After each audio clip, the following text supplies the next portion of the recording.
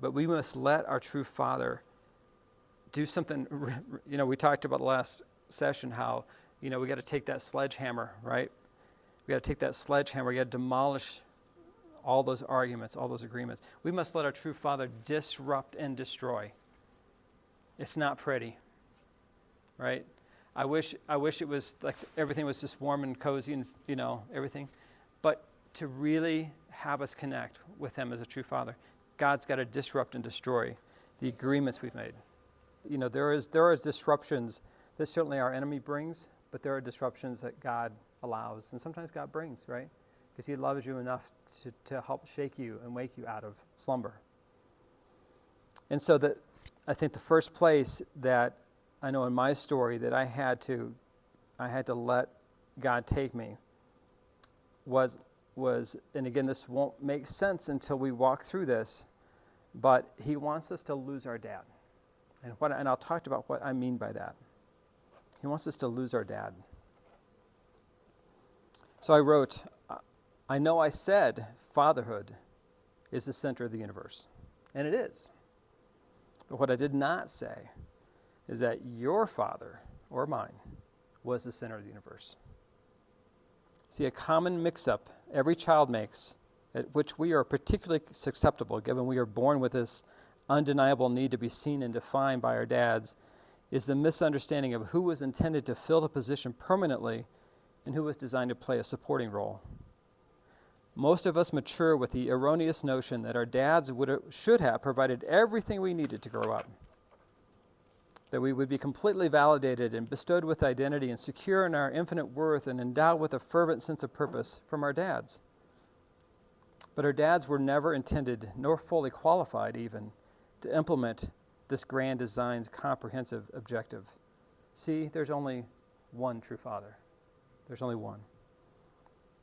Like a deep-sea diver needs oxygen to survive underwater, every one of us require a father to answer our heart's core questions. We need something we lack to fill the void, give us breath, keep us alive.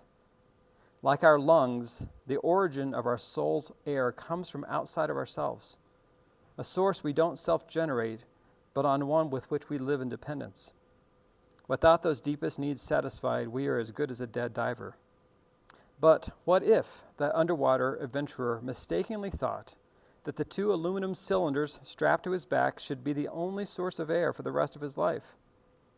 Sure, if you're going to be tooling around the reef on vacation, watching fish dart and wiggle around coral, you're going to need functioning scuba gear. But those important pieces of technology weren't designed to be the exclusive source of oxygen a human being would ever need. Neither is a dad designed to perfectly answer our soul's deepest questions. Dive tanks serve only as a temporary custodian, a finite supply of breathable air. But to a diver gasping on the sandy ocean floor, a better functioning scuba tank might seem the most urgent. But replacement gear isn't actually what the swimmer needs. Only ongoing inhalations of oxygen will save his life. To live, the drowning must have air. Nothing else will do. See, no human fathers, whether they were decent conduits or defective ones, have ever existed with an unlimited capacity and unrestrained capability to provide the soul-level essentials required by their children. Our dads, although a critical part of the delivery design, were never meant to be the source of our value, our identity, or our destiny that our hearts need to survive. Our souls need an infinite supply, an infinite originator, a true Father to breathe into us the breath of life. See, we have to realize that the answers we got from our dads have to be burned away. We have to burn them down. To become a true father, he has to burn away all that isn't true. See, we tend to think that a little bit of living fatherless is tolerable, but it's only to us.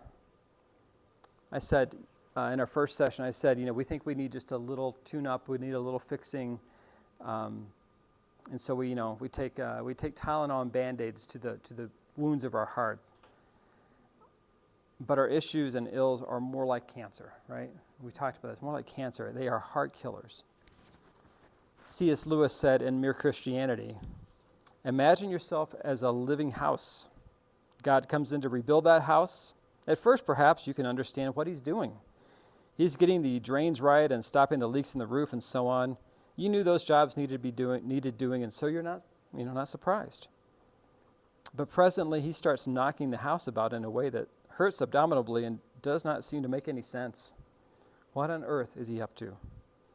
The explanation is that he is building quite a different house than the one you thought of. Throwing out a new wing here, putting on an extra floor there, running up towers, making courtyards. So you thought you were being made into a decent little cottage, but he's building a palace. He intends to come and live in it himself. See, every single lie, every single message, all the things that we've embraced, all those fatherless messages we've embraced, they're killing us. They're killing us one breath at a time.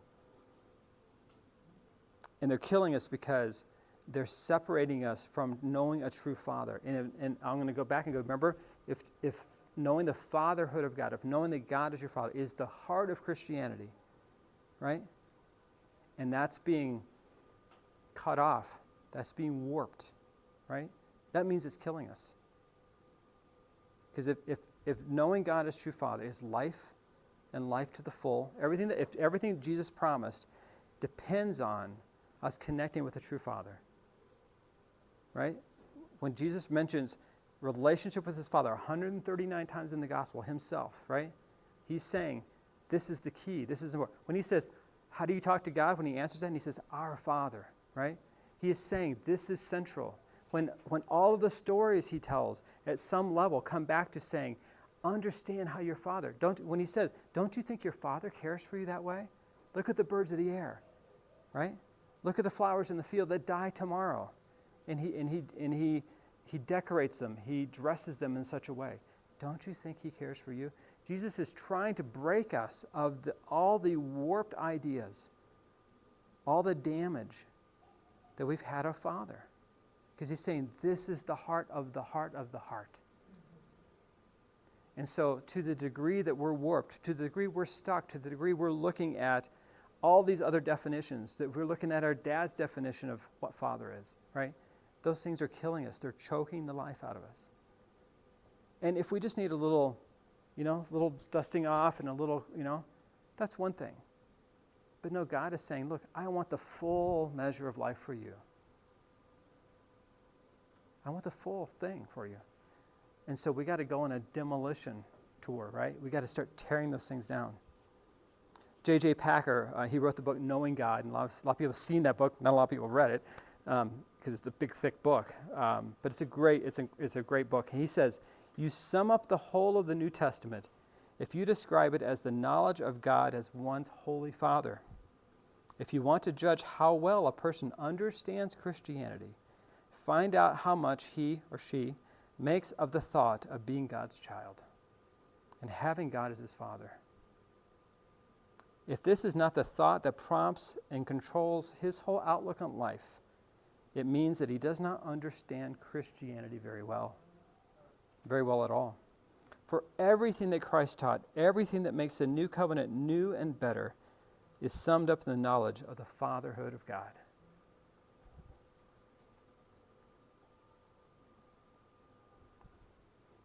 It's all found there.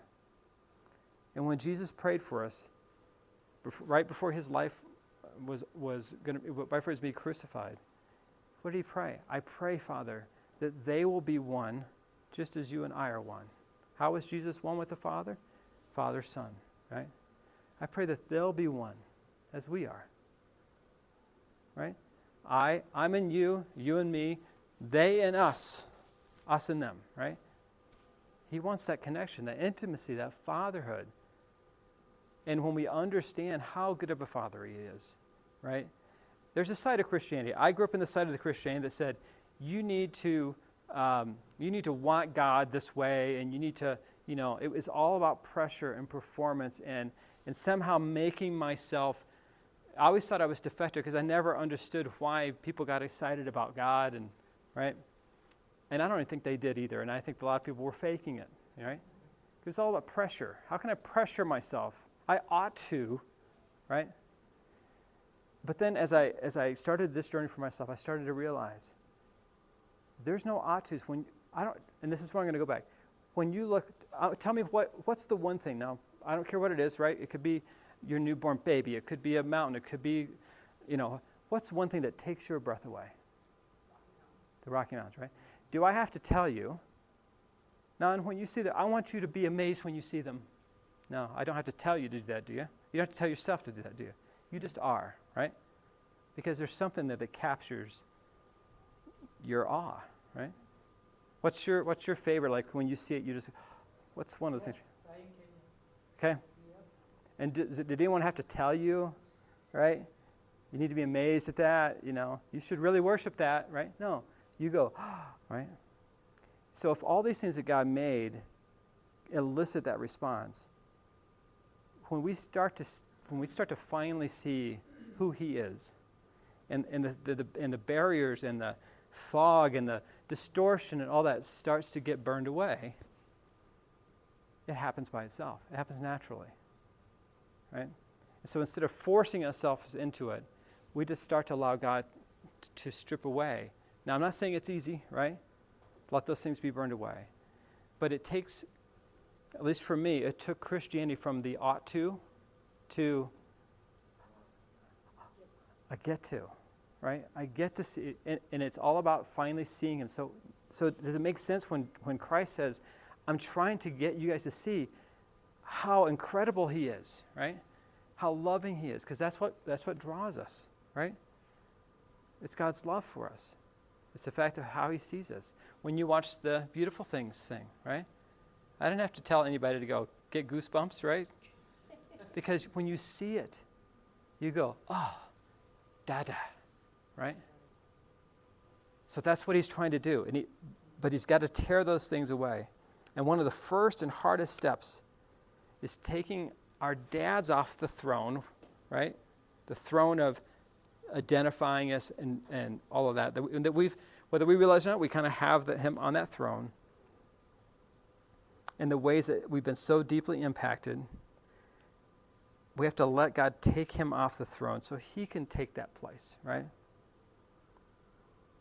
And so that's why that first voice of a father is so, why it's still with us, right? So many years later, still with us. It's so foundational.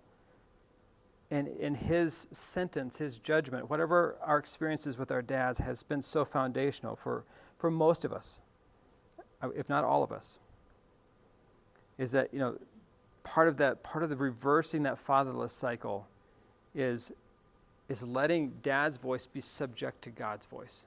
Whatever dad said about you, thought about you, didn't say to you, all of that, everything we've talked about in that first voice, and allowing only our true father's voice to be the authority, right? It doesn't mean what dad said wasn't important. It doesn't, all that kind of stuff. It just means he's got to be subject to God's voice as well.